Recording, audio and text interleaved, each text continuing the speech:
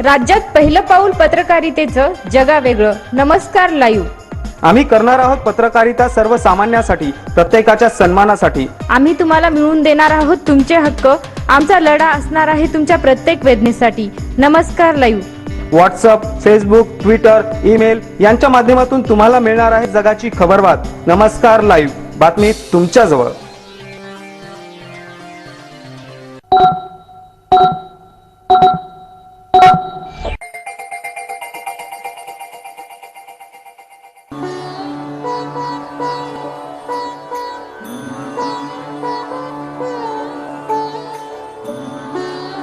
Good morning. मी सुदेश नादू. तुम्हाला आज दिनांक 25 सप्टेंबर 2014 आपण ऐकत आहात नमस्कार लाईव्हचं सकाळचं बातमीपत्र. सुरुवातीला हेडलाईन्स. पितृपक्षाचे कावळे उडाले, सेनेचा भाजपावर पलटवार, तर भाजपा राष्ट्रवादीची छुपी युती, मुख्यमंत्र्यांची राष्ट्रवादीवर टीका. सत्तेचे गणित जुळून आणण्यासाठी जिल्ह्यात काही ठिकाणी मैत्रीपूर्ण लढतीची शक्यता.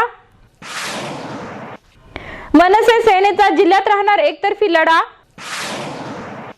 भोकर मधून काँग्रेसला 42 सरपंच फुटीचा फटका.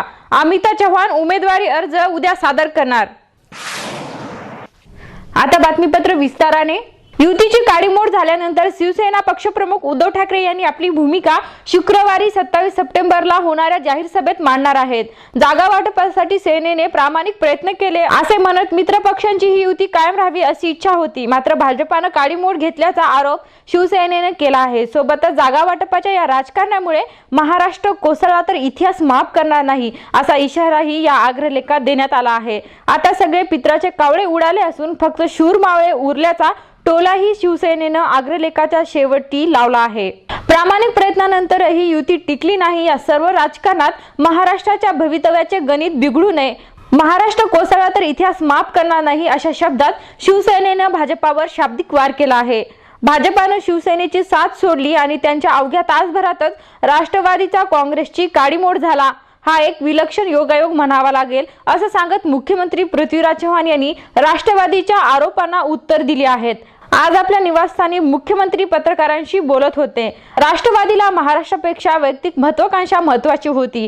केंद्रातल्या मोदी सरकारच्या सत्तेचा त्यांना फायदा हवा आहे असा आरोपही मुख्यमंत्र्यांनी यावेळी केला. राष्ट्रवादीशी नेहमीच चर्चा सुरू होती, पण त्यांची 144 जागा आणि मुख्यमंत्री पदांची मागणी योग्य नव्हती. महायुती तुटल्यानंतर राष्ट्रवादीनंही तात्काळ आघाडीतून बाहेर पडण्याचा निर्णय घेतला.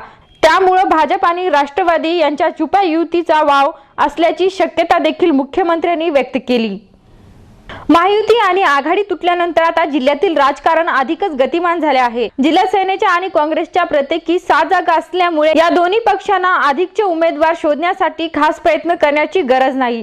शिवसेनेला किनवट, माहूर आणि नायगाव मतदारसंघातून उमेदवार शोधावे लागणार आहेत, तर काँग्रेसला लोहा, कंधार आणि किनवट या 2 मतदारसंघातून उमेदवार शोधावे लागणार आहेत. जिल्ह्यात भाजप आणि राष्ट्रवादीची मात्र पुरती दमछाक होणार आहे. भाजपाला नांदेड दक्षिण, नांदेड उत्तर, देगलूर, हदगाव, भोकर, मुखेड, लोहा या मतदारसंघातून उमेदवार शोधावे लागणार आहेत.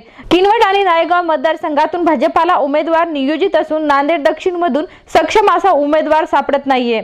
भाजप आणि राष्ट्रवादीच्या पक्षश्रेष्ठीने अनेक ठिकाणी मैत्रीपूर्ण लढती करण्याची तयारी चालविली असून येणाऱ्या काळात सत्तेचे गणित राष्ट्रवादी भाजपा असे राहण्याचे संकेत आहेत. त्यामुळे जिल्ह्यात उमेदवारीसाठी धावाधाव करणारे राष्ट्रवादी आणि भाजपा, नायगाव, किनवट, नांदेड उत्तर या ठिकाणी उमेदवारीसाठी धावाधाव करणारे राष्ट्रवादी आणि भाजपा, नायगाव, किनवट, नांदेड उत्तर या ठिकाणी मैत्रीपूर्ण लढत अथवा एकमेकांविरुद्ध दुबळे उमेदवार देऊन सत्तेचे गणित जुळून आणण्याचा प्रयत्न करतील असा अंदाज आहे. आघाडी आणि महायुती तुटल्याने जिल्ह्यातील शिवसेनेला आतापर्यंत 7 जागा व्यतिरिक्त उर्वरित 2 जागांवर उमेदवार शोधण्यासाठी विशेष असे प्रयत्न करावे लागणार नाहीत.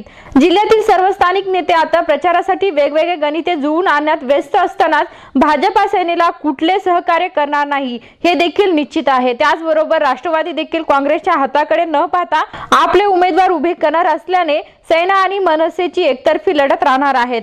जिल्ह्यात काँग्रेस मजबूत पक्ष असल्याने उमेदवारीच्या उठाठेवीमध्ये आणि सत्तेच्या सारीपाठावर नांदेड जिल्ह्यातील नांदेड दक्षिण, नांदेड उत्तर, बसपा, मनसे, एमआयएम हे पक्ष निवडणुकीचं गणित बदलणार आहेत. त्यामध्ये शिवसेना आणि मनसेला आतून अथवा मागच्या दाराने कुठे सहकार्य मिळणार नाही हे निश्चितच आहे. वेळ झाली आहे छोट्याशा विश्रांतीची. तुम्ही ऐकत राहा नमस्कार लाईव्हचं बातमीपत्र. आरोग्य, व्यवसाय, शिक्षण व आर्थिक प्रगतीतील अडथळ्यांचे मूळ कारण म्हणजे वास्तुदोष. आमच्याकडे कौटुंबिक अडचणी, व्यवहारातील समस्यांवर खात्रीशीर सल्ला मिळतो. आपल्या राहत्या घराचे वास्तुदोष काढा आणि झपाट्याने प्रगती करा. नवीन बांधकाम वास्तुतज्ञाच्या सल्ल्यानेच करा. आमच्याकडे वास्तुविषयक सल्ला तसेच रत्न व रुद्राक्ष वापराबद्दल खात्रीशीर मार्गदर्शन मिळेल. संपर्क इंजिनियर अनिरुद्ध शिरसाट 97 64 02 22 99. शुभेच्छा पाठवा सुंदर बुकेसह. संपूर्ण भारतात आणि 190 देशात कुठेही बुके पाठवण्याची सोय फक्त फ्लॉवर अँड फ्लॉवर्सवर. Bouquet, stage decoration, room decoration आणि कार डेकोरेशनचे सृजनशील नाव flower and flowers, centre point, Shivajinagar, Nanded. संपर्क 73 50 62 56 56. प्रत्येक समारंभाची रंगत वाढवतात ती फुलं आणि फुलाची रंगत वाढवतात flower and flowers. Wooden, ceramic आणि ग्लास फ्लॉवर पॉट साठी तसेच स्टेज डेकोरेशन, रूम डेकोरेशन आणि कार डेकोरेशन साठी संपर्क करा. Flower and flowers, Shivajinagar, Nanded. संपर्क 73 50 62 56 56. प्रत्येक कार्यक्रमाची रंगत वाढते आकर्षक स्टेज डेकोरेशननी. घर कार्याला शोभा येते सुशोभित मूर्ती आणि फर्निचर सजावटीने. लग्न उत्सवातील स्टेज डेकोरेशन, शाळेचे प्रोजेक्ट, सजावटी आणि थर्मोकॉलच्या आकर्षक मूर्तीसाठी संपर्क करा. राष्ट्रीय पुरस्कार प्राप्त डेकोरेटर रवींद्र पाठक यांच्याशी. संपर्क 99 22 90 99 74. घर बांधकाम, हॉटेल, मॉल, महाविद्यालय, बंगलो तसेच रुग्णालय बांधकामासाठी लागणारे vitrified tiles, wall tiles, granite, Kadappa, sanitaries item, तांडूळ मिळण्याचे एकमेव ठिकाण म्हणजे सारडा ग्रेनाइट्स अँड मार्बल. घराच्या सुशोभीकरणासाठी बाथरूम, टॉयलेट, पार्किंग, किचनवटा आदींची उभारणी मार्बल शिवाय होणार कशी? त्यासाठी संपर्क करा Sarda granites and marble, Vidyutnagar, Nanded. तसेच गुंडेवार पेट्रोल पंपाजवळ, आनंदनगर, नांदेड. संपर्क 94 23 03 50 35. नांदेडच्या खवय्यांसाठी शुद्ध शाकाहारी आणि रुचकर भोजनाची उत्तम व्यवस्था. स्पेशल थाली दालबाटीसाठी प्रसिद्ध भोजनालय. आमरस, श्रीखंड, गुलाबजामुन, मठ्ठ्याचा आस्वाद घ्यायचा असेल तर अवश्य भेट द्या. खमंग, चटपटीत आणि रुचकर जेवणासाठी सुंदामाता भोजनालयाशिवाय पर्याय नाही. सुंदामाता भोजनालय, जुना मुंडा, नांदेड. विश्रांतीनंतर पुन्हा एकदा आपलं स्वागत. खासदार अशोक चव्हाण यांच्या सुविद्य पत्नी अमिता चव्हाण या भोकर मतदारसंघातून काँग्रेसच्या दावेदार आहेत. त्यांनी 4 दिवसापूर्वीच आपली उमेदवारी जाहीर केली होती. त्यानुसार त्या आज दिनांक 26 सप्टेंबर रोजी आपला उमेदवारी अर्ज भरणार असल्याचे जाहीर केले आहेत. परंतु उद्या 27 सप्टेंबर रोजी त्या आपली उमेदवारी जाहीर करतील असे पक्षांच्या वतीने सांगण्यात आले.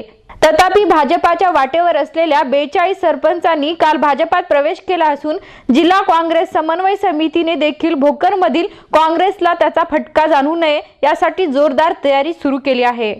आता बातम्या संक्षिप्त स्वरूपात. मनसेकडून प्रकाश मारावार आज आपली उमेदवारी दाखल करणार. डॉक्टर हंसराज वैद्य यांनी दिला बसपा पक्ष सदस्यत्वाचा राजीनामा. रहमतनगर भागातून 8 लाखाचा गुटखा जप्त. आमदार शंकराना धोंडगे उद्या दुसऱ्यांदा आपला उमेदवारी अर्ज भरणार. शेवटी पुन्हा हेडलाईन्स. पितृपक्षाचे कावळे उडाले, सेनेचा भाजपावर पलटवार. तर भाजपा राष्ट्रवादीची छुपी युती, मुख्यमंत्र्यांची राष्ट्रवादीवर टीका. सत्तेचे गणित जुळून आणण्यासाठी जिल्ह्यात काही ठिकाणी मैत्रीपूर्ण लढतीची शक्यता. मनसे सेनेचा जिल्ह्यात राहणार एकतर्फी लढा. भोकरमधून काँग्रेसला 42 सरपंच फुटीचा फटका. अमिता चव्हाण उमेदवारी अर्ज उद्या सादर करणार. आणि याचबरोबर नमस्कार लाईव्हचं हे बातमीपत्र संपलं. पुन्हा भेटूया सायंकाळच्या बातमीपत्रात. तोपर्यंत नमस्कार. जग आता जवळ आले. जवळ म्हणजे किती? अगदी तुमच्या मुठ्ठीमध्ये. तुम्हाला माहित नसतं की तुमच्या आजूबाजूला घडते काय, पण मी सुदेशना धुतमल सांगणार आहे तुम्हाला आजूबाजूच्या ताज्या घडामोडी. आमची पत्रकारिता असणार आहे समाजातील भोंदूगिरी पोखरून काढणारी. मी भुजंग चव्हाण तुम्हाला सांगणार आहे विकसित डोळसपणा समाजातल्या शेवटच्या टोकापर्यंतचा. मी प्रशांत चलिंद्रवार तुम्हाला देणार आहे आज, आत्ता आणि ताबडतोब घडलेली प्रत्येक बातमी सखोल विश्लेषणासह. नमस्कार लाईव्ह बातमी तुमच्याजवळ.